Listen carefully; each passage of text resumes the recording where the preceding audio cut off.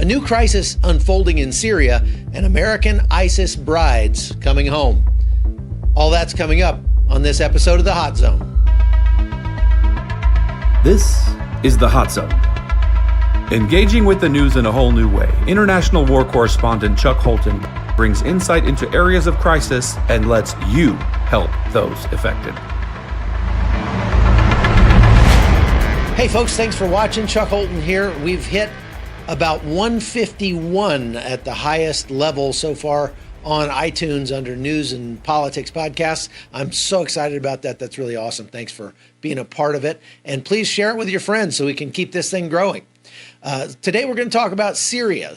The latest crisis coming out of that train wreck of a nation is unfolding now, and I think a lot of Americans have kind of lost interest in the whole country now that ISIS has officially been defeated.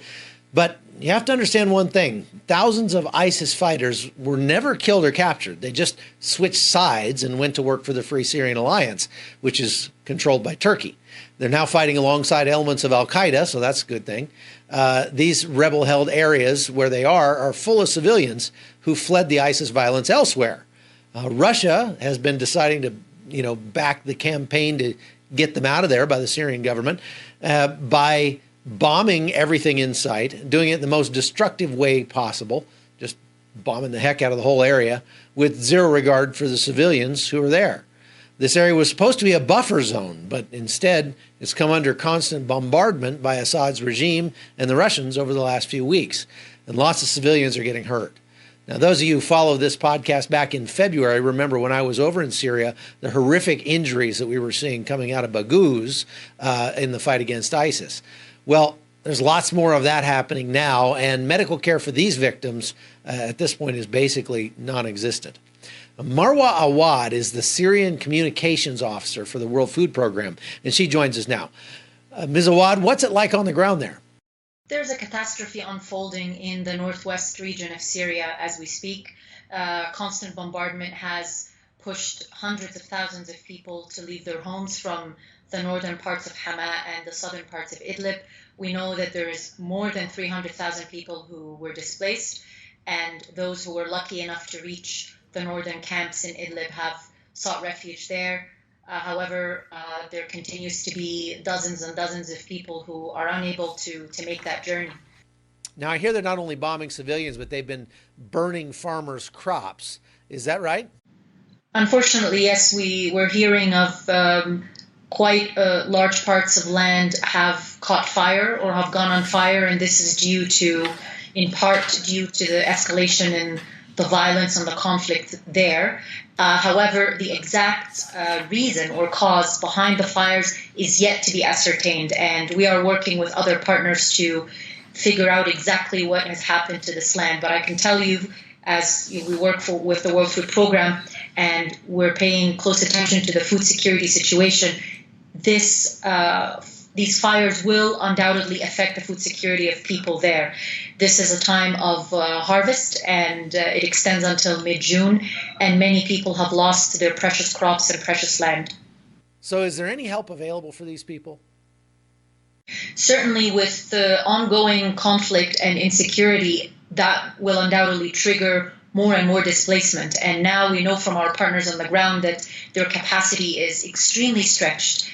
The camps in the north are very, very crowded, and we were told people who end up receiving tents have no place to pitch them.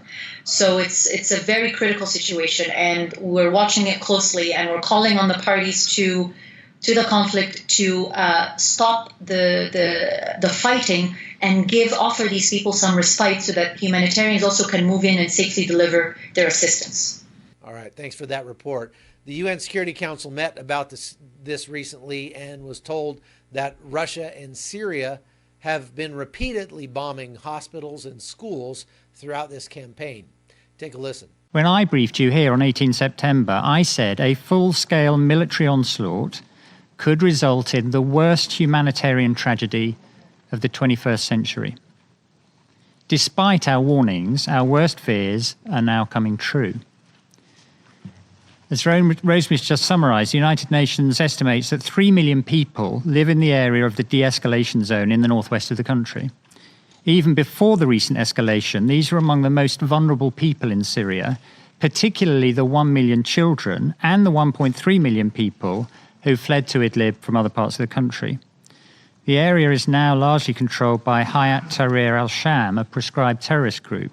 In the last 3 weeks, we have reports that up to 160 people have been killed. At least 180,000 people have been displaced, and millions of people are crammed into an ever smaller area. In total, the WHO and health actors have reported 20 attacks on these 18 facilities, almost one a day for the last 3 weeks. Some facilities have been hit twice. Other hospitals are closing for fear of being attacked. A total of 49 health facilities have partially or totally suspended activities. Between them, they provided an average each month of at least 171,000 medical outpatient consultations and 2,760 major surgical operations. They helped more than 1,400 women deliver their babies every month. Now they are not doing those things. Who is bombing all these hospitals? I can't say. But at least some of these attacks are clearly organised by people with access to sophisticated weapons, including a modern air force and so-called smart or precision weapons.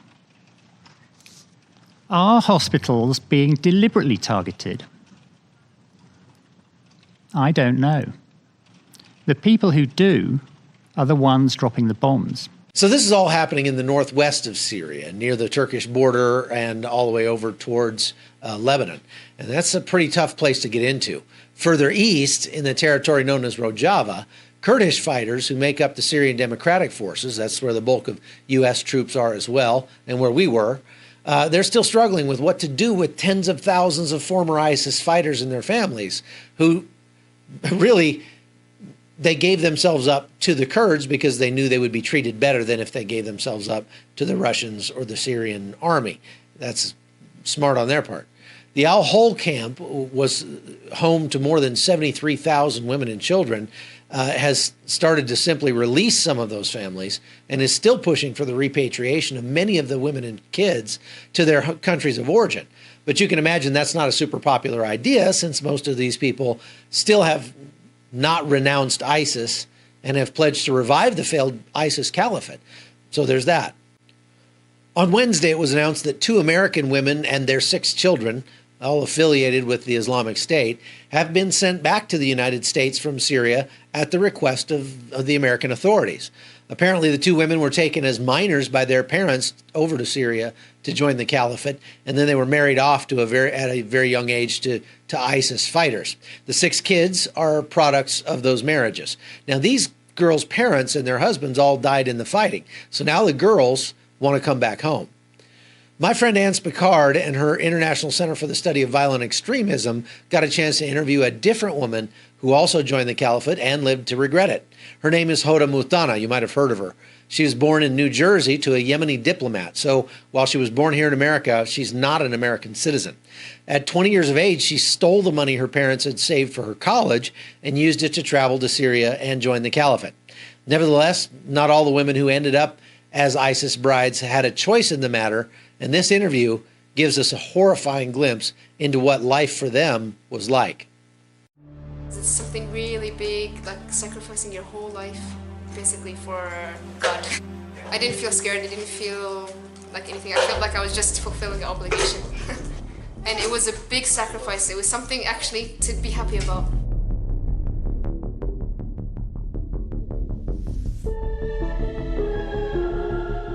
No food, no blankets, nothing. I think we're all just saying it's a test from God. It was very cold, yeah. Very, very cold. It was disgusting. It was very disgusting. It was packed. There was about 100 people in there. The kitchens were filthy. The bathrooms were filthy. The beds were filthy. I'm sure there was bed bugs and lice, and everyone was developing like skin rashes and stuff. That house you can never get out of unless you get married. I did not have the intention to get married. I wanted to get married when I was 25. I just really hated my situation at the moment, so I ended up getting married.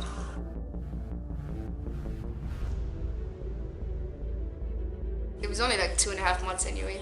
He was married before, he did not tell me. I told him, why didn't you tell me you were married? You know, traditionally, we don't marry someone that was married before, especially as a girl, you know? And he said, you didn't ask. He did not have actually any religion in him at all. They love to defend their religion, even if they're not practicing it. So when they heard the call of jihad, basically they came. So there were just a bunch of people that literally yesterday they were smoking and drinking alcohol and having girlfriends, and then the next day they came to jihad. Sometimes he would make me say things to my dad I really would not want to say. He tried to persuade me, tell your dad to bring money in a form of stealing it, basically. He died in battle. If that did not happen, it would probably end up in divorce, yeah. And then a few months after, I got married again to his father. He's Tunisian, Osama Ziada. He was young, he's 19. He told me in the meeting that we had that he was 21, so he wasn't fighting it the whole time we were married, but he felt like he wanted to go out and fight. He dropped me off at my friend's house and he said I'll come back in a few weeks. And he planned to fight till he dies. It was shocking, really. I didn't expect it. I was expecting to have a child, my dad being present and stuff. I didn't want it to happen. He was born right before I left him. There was a season Raqqa, and I did not want to be part of it, so I left. So I had to get married in order to get things from my child. We got divorced. Didn't work out, basically. I thought several times in my experience there that I wanted to get out, but you know, I keep getting feedback from people that it's not allowed. I told them once while I was pregnant, I can't have a baby here. It's very dangerous. You can't even mention this to people really, because if you do mention it to anyone, they will threaten you with jail, even your own friends. I would hear some people get executed and punished and stuff. Like after they do execute them, they do like display them. It's shocking to see it in person. People were scared of, I was very scared of ISIS. We found hell on earth, basically. I was trying to find a way out for a while, and when I finally did, I just walked out, really. My draw, I think, was my son eating grass. We ate grass once. The bombings were getting close to my area. Everyone evacuated my area. So I told myself, I can't handle it anymore, you know, this is my last day in ISIS. For anyone that wants to join ISIS, ISIS is not Islamic. ISIS is not what you expect it to be. It was like, do this or die, basically. Everyone was struggling, everyone was going through hardship. It was not smiles and sunnahs as you expect it. It was losing children, losing your loved ones, losing your friends, struggling with your kids on a constant basis, bombs, shelling, like shrapnel going everywhere, fear of your child constantly getting sick, fear of your child always dying, fear of yourself getting hurt, fear of getting raped, fear of getting kidnapped, not only by other groups but by ISIS itself. Don't join it. It's not what you think it is. It's not Islamic. It's a cult.